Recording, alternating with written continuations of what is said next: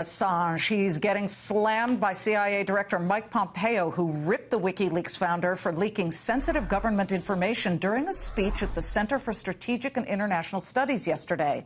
Pompeo saying, quote, "It's time to call out WikiLeaks for what it really is, a non-state hostile intelligence service often abetted by state actors like Russia. WikiLeaks walks like a hostile intelligence service and talks like a hostile intelligence service, overwhelmingly focusing on the U.S. while seeking support from anti-democratic countries." Obviously, tensions with Russia are very tight right now. Let's not forget Syria and now North Korea. How do data dumping organizations like WikiLeaks affect our national security looking ahead to all of these problems? Former head of the NSA and retired four-star Army General Keith Alexander joining us now to tell us about the threat of loose lips. I mean, the CIA obviously did not have a tight enough system, and tons of data was stolen and then put out there by WikiLeaks. But where do we stand with all these other threats in the nation and the world? Well, first, if you start with what Director Pompeo said, first, I know him personally. He's a tremendous guy. And what he talks about and what he's saying there, I think is absolutely correct. We should call it what it is. WikiLeaks says they're for all these things. But if you look at what they've leaked and how they've done it, Director Pompeo is exactly right. It's been largely against the United States. It goes back to Snowden, which I have some experience in. Well, let's just be clear to our viewers. You were NSA Director when Edward Snowden, right, call him what you will, but either a traitor or a whistleblower leaked the NSA information. I think the former. Yes. And when you think about what he did and who helped him get from where he was in California to Hong Kong to Moscow, not a good way to get to Venezuela, and who helped him and what they did with the data. And now look at the CIA leaks. It clearly looks to me as if WikiLeaks is focused on our country. And when you go back and see how that and other things like the Democratic Convention hacks, the National Democratic Party, what happened to them? Russia. And so I think we ought to call it what it is, and we ought to push back. Does it bother you to have heard the number one, Mike Pompeo, during the election, striking a different tune, almost supportive of WikiLeaks, and now he's changed, and then President Trump has said in the past, "I love WikiLeaks"?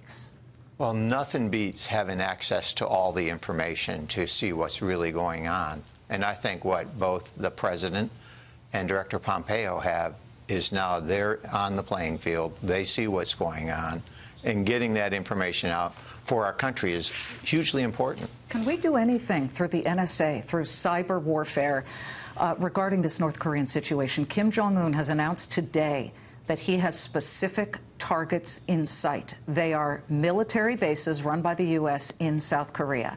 Apparently, Shinzo Abe is now speaking with his security teams and figuring out how, if war does break out, to evacuate thousands of Japanese who live in South Korea. What can we do through the internet versus actual bombs and human lives? Well, I think first you want to look at all the elements of national power, just as you said. What can we do to stop this? You don't want to go to physical war, so what can you do? Diplomatic, economic, then military. And what are the military options all the way from, think of it as, we're going to put an embargo on, we're going to stop ships from going in, we're going to stop aircraft, we're going to do this, to cyber, to military action. I think what the Defense Department, and I am convinced that Secretary Mattis would be looking at all these options. He's excellent at planning. He will look at all those and say, what are the things that we do now? When do we do them? The President and the Secretary have to authorize those. And what do we do to stop these things from happening? Can we stop it before it gets to a land war? And that's really what you want to do. Do you believe Kim Jong-un when he says he'll do a preemptive strike? Hard to say. You know, to be honest, I see both sides. I'm not saying I don't believe him. I think he could do it. He could do it. I think, you know, the question is, why has he done all the things he's done to date in terms of the nuclear tests, in terms of all the missiles, when Xi Jinping, President Xi Jinping was here? Why do those things? It's to, one, show his people he's in charge. I believe this is a huge problem for us because he could make a miscalculation that could cause a war. And that's how most of these start. General, the Moab, the mother of all bombs that was dropped on ISIS strongholds in Afghanistan. What kind of message does that send to a Kim Jong-un or even to a Vladimir Putin in Russia? I think when I look at it, a lot's been made out of it. I think what the military does, and having been part of that planning process, they look at what do I need to go in and impact people in bunkers. And so the question is, what type of damage do you need to create to do that? And it depends on the depth, where the people are, what kind of tunnels you're going after, and what ordnance you have to do it. It's actually a tactical decision. And it really comes down to, having been involved in some of those, in Desert Fox and others, what you actually do is you say, I have these munitions, I have to get these effects, and here's what I have to do it. And so it's not a question. 36 ISIS fighters dead, according to the Afghanistan leadership. So what you would ask the military planners to do is, what ordnance do you need?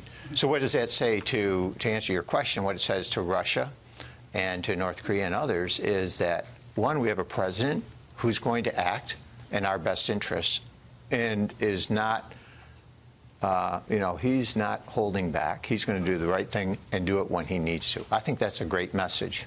General Alexander, I wanted to feel better after talking to you, but I feel a little more nervous. But thank you so much, and happy holiday weekend to you. Same to you, Liz. General Keith Alexander.